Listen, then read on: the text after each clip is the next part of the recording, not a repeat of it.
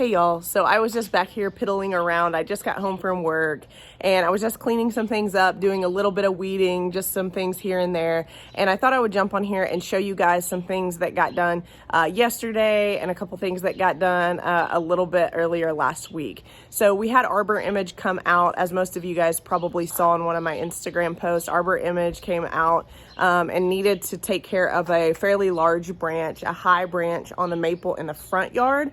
It broke in a windstorm a couple of weeks ago and we needed to get that taken care of. So Arbor Image does have a minimum and I think it's like $250.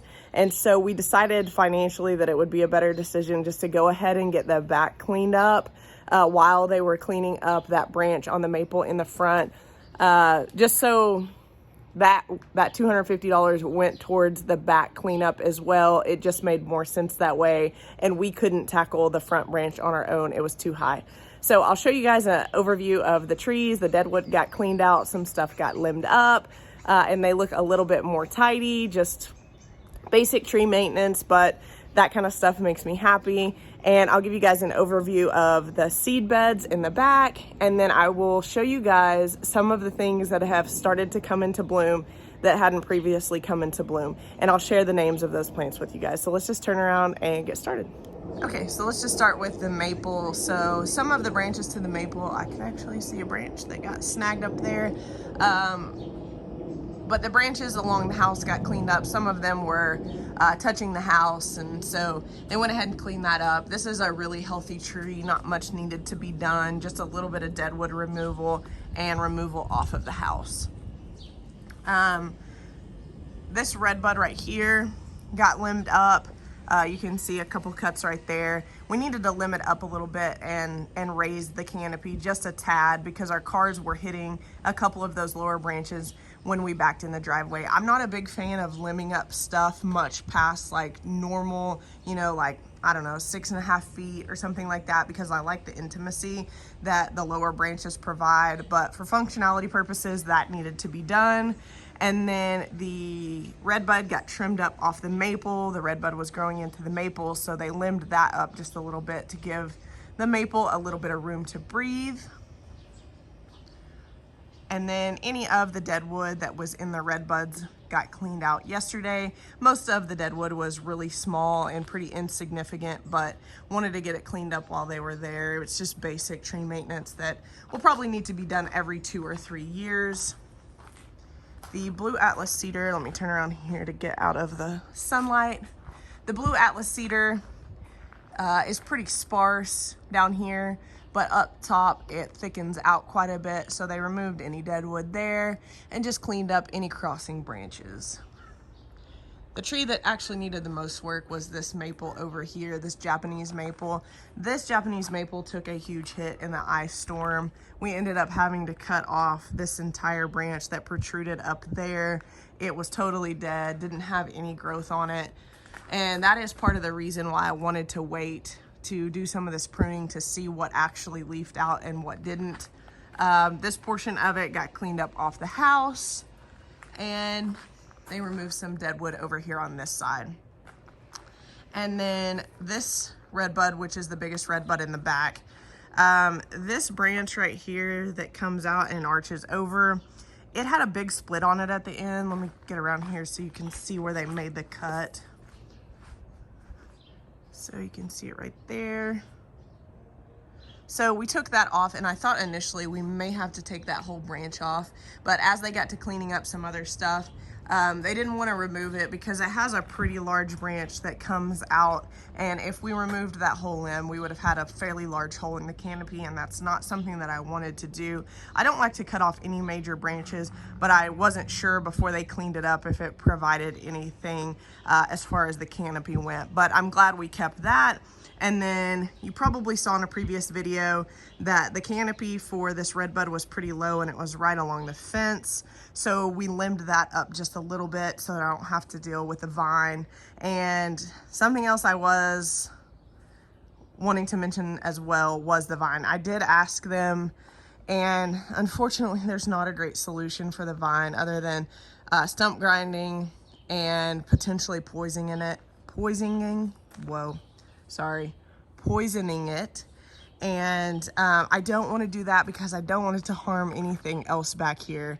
And then the stump grinding is hard because the stump to the wisteria, and I have not seen a stump to the Virginia creeper, but it is in between the fence. So we would have to dismantle the fence to get in there and get a pretty large piece of equipment into the flower beds to get to that. So they are going to get back with me if they can come up with any other solutions that they think may be safe for the other plants back here in order to get rid of those vines. Some of you guys voiced concern in the last video. Our neighbors also want to get rid of the vines, so it is a mutual thing. It's not just us on this side. So Nellie Stevens hollies, I know I've said that before, they're going there. I actually think that this window box area is probably going to take precedence over the hollies, just because this is a fairly shaded and protected area back here, and I have longer to work back here. We're running out of time to plant any larger specimens out in the main landscape before it gets too hot, so that might end up waiting until the fall. But here's a look at the window box. It's looking pretty good. I'm ready for it to fill in. I'm trying to be patient, but it'll get there. Here is one of the boxwoods that I removed and transplanted because I do want to use that out in the landscape somewhere. It's doing really well.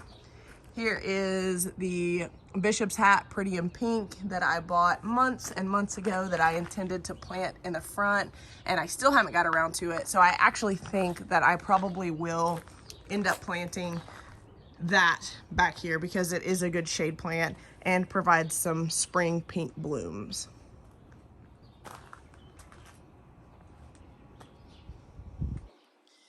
Here is the other boxwood that was from the window box that I transplanted, and there are the hostas, and they're acting like absolutely nothing happened, and I will more than likely put those under the window box area as well when we get ready to do that area. Okay, back on track though. Nellie Stevens hollies, we generally invest in larger specimens when we purchase Nellie Stevens hollies. They are a tough Oklahoma plant. They're a really easy plant to grow. They are a pollinator's dream when they bloom in the spring. The honeybees absolutely love them. But since we do invest in larger specimens, I don't want to take the risk on losing them. I have planted Nellie Stevens hollies, pretty large specimens, when it is pretty hot outside, but knowing that we need about 6 or 7 of them, I don't want to take that risk. So that will probably happen in the fall. And the reason that we invest in some larger specimens when it comes to Nellie Stevens hollies is because we are going to probably keep them roughly the same size as when we buy them. Does that make sense? So we're going to keep them in size check, and we kind of just want instant gratification as far as the Nellie Stevens hollies, and then we will just continue to prune them and get them thicker and not too much bigger. So the arborvitae, a lot of deadwood got cleaned out of the arborvitae, and really I know that's not super exciting for probably most people, but tree work for us is exciting. It's something that I didn't think that we were going to be able to get to until at least next spring or late this winter, but we ended up being able to get around to it just because honestly we were kind of forced to. As far as a financial decision, it just made way more sense to do it all now instead of spacing it out. So Nellie Stevens hollies back here, of course, because we will be managing the size of them. You can see the electric pole behind it. I'm not going to show you because it's really ugly. The snowball viburnum got cleaned up just a little bit, nothing crazy. Just had some crossing branches, didn't have any deadwood or anything like that. But the crossing branches got cleaned up. And something else that I wanted to show you guys.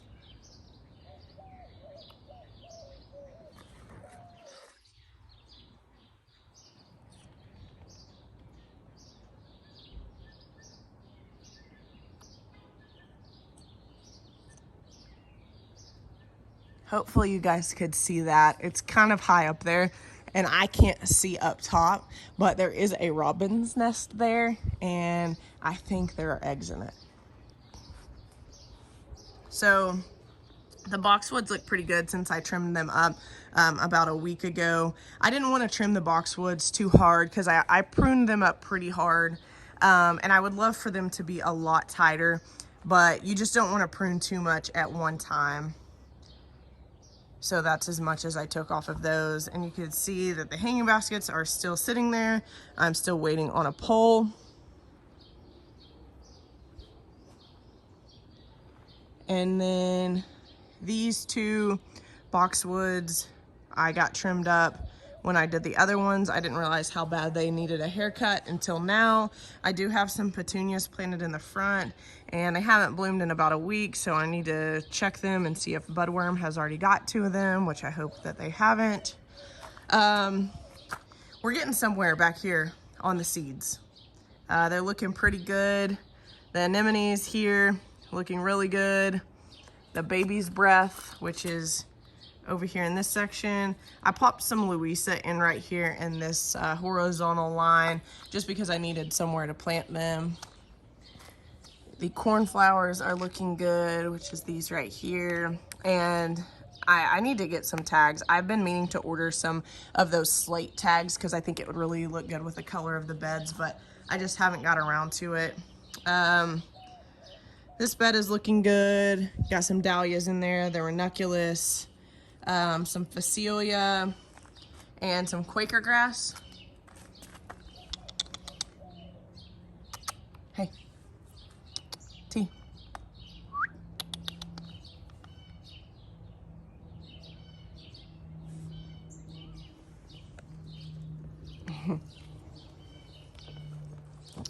Okay, and over here, the Globemaster alliums are looking really good. There's a couple different varieties of alliums in here, but these are Globemasters, and they are just beautiful. The bees have been all over them the last week or so. And I did also show you guys this lavender park iris that I posted on Instagram about a week ago, and I love this iris. I've never seen this iris before, and I think it's really beautiful. It's got like these silverish, kind of grayish leaves. It's kind of hard to tell in this video, or at least from what I can see on my end, but it does have a silverish grayish leaf that I really like. I will be planting more of those. Irrigation is going to get all addressed. Back here, we'll be kind of remaking the whole thing. We've already got the irrigation in the beds and all of that's working, but I wasn't fully sure what I wanted to do back here yet in this section, and I'm still not, because I do want to save quite a bit of stuff back here. I also want to let the poppies bloom. So there's tons of poppies back here.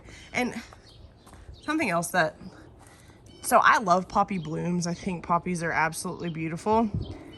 But gosh, do they not just look like weeds? The foliage on them to me is not attractive.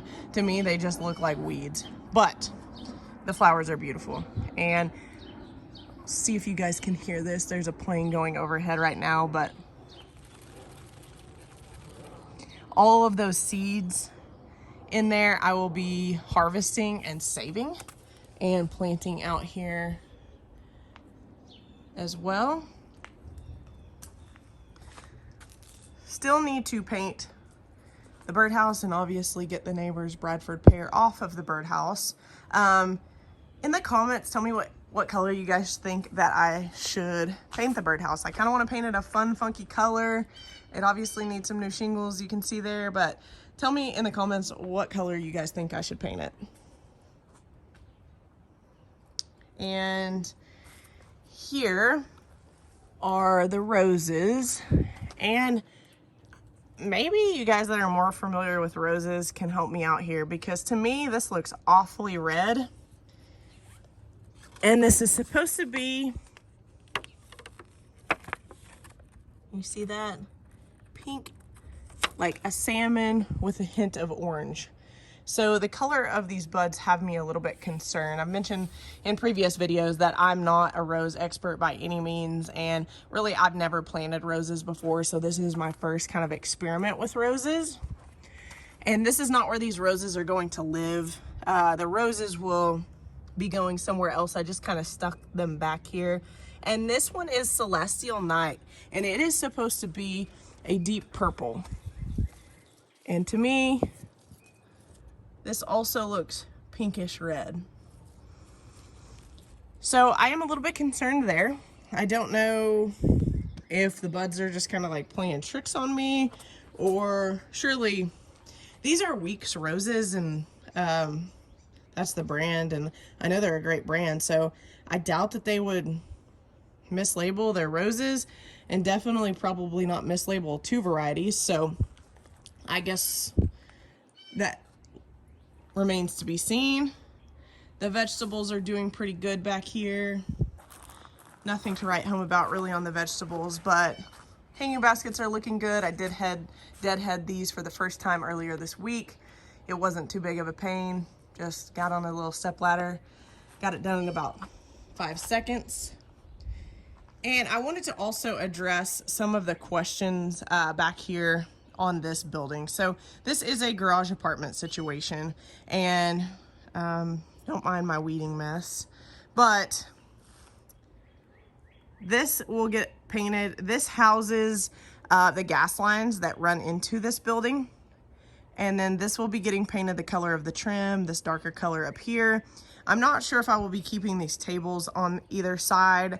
I might want to remove those and open the space up just a little bit, but I do use those tables quite a bit. You can see that I have a whole bunch of the containers that I purchased plants in, and I save those to use for seeds.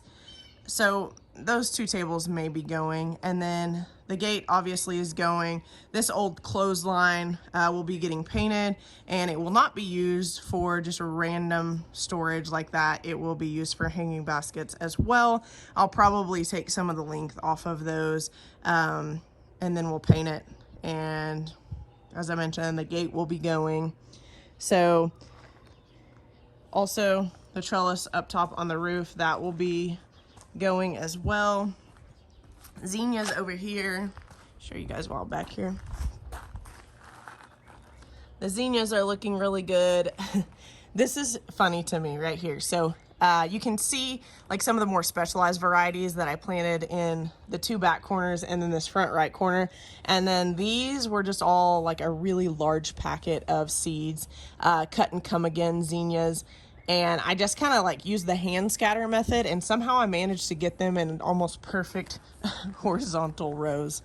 Won't be doing that again. And then the cosmos are looking really good. I'm really excited about the apricot lemonade. Let me get over here.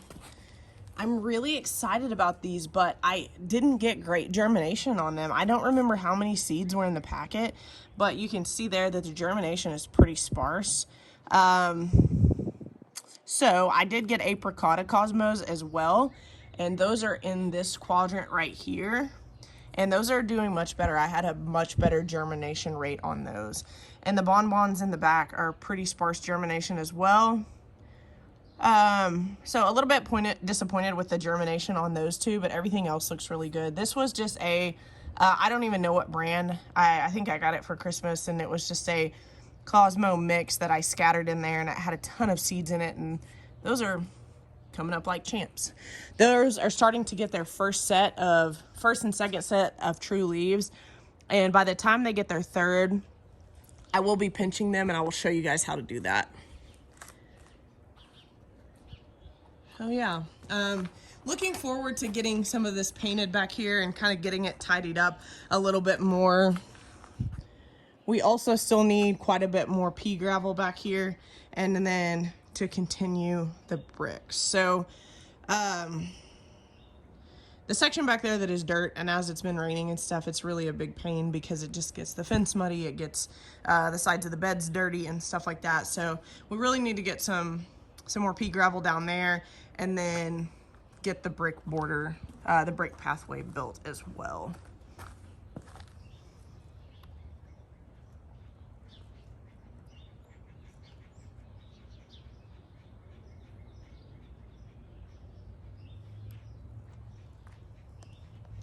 Somebody else is watching the butterfly intently.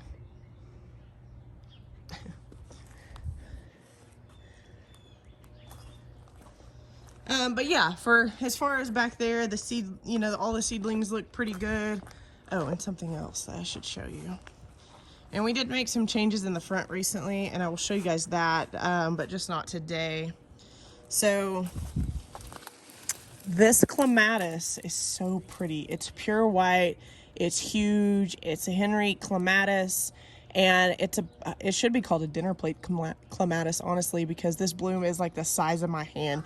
I did order a trellis for it. You can see that it's just kind of climbing on a dead bush, and I ordered some trellises. I really wanted some trellises from gardeners, but I ended up ordering some on Amazon that were just a little bit cheaper, because right now we just have so much going on. Any chance to save a little bit of money, that's what we're doing right now. So got some trellises ordered for that clematis right there, and then I have a small clematis over there, and I still need to get some lamb's ear planted. I think I'll be planting kind of like a hedge of lamb's ear over here. Let me show you guys this iris as well.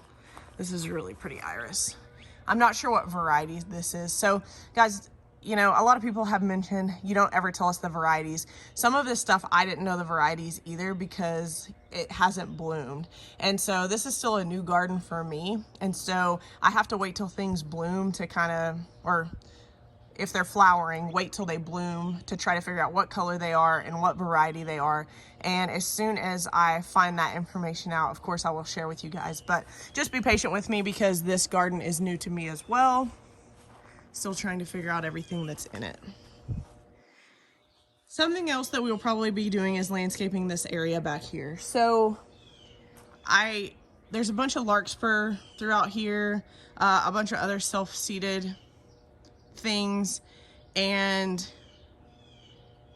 I just want to tidy it up a little bit. It's just my personal preference. I really want to add some structure back here, and honestly I think another lime green barberry against the red brick would be really pretty. We do have some lines there that you can see that we need to work around, but I'll be letting all of this stuff bloom, and then we will be removing some of it.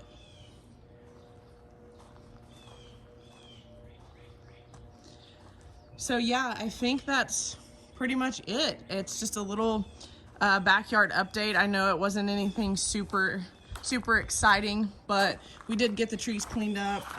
All the seedlings are doing well. I did take some of this Akuba out right there. A lot of the limbs were dead, and that will be coming out as well when we remake that area underneath the window box.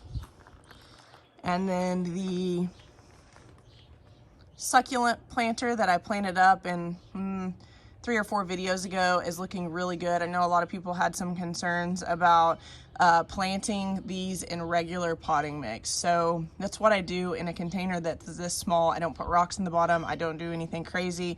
I don't use succulent and cactus mix. I just use regular potting soil, pop it in there, put it in a bright sunny place. And it rained almost every day last week, and I didn't move this. So it's been here, it's been getting rain. The pot has good drainage, and you can see that it's doing really well and filling in quite a bit. So